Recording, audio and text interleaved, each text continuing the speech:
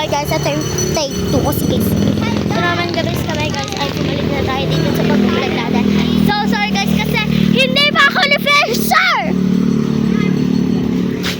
Bobo.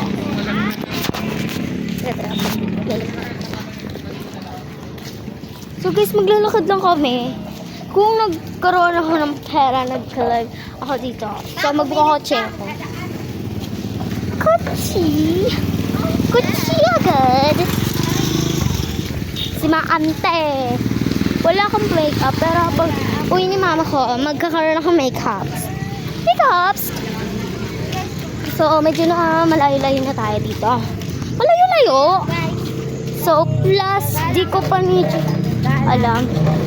Kasi, idea ko is magpa-prison ako.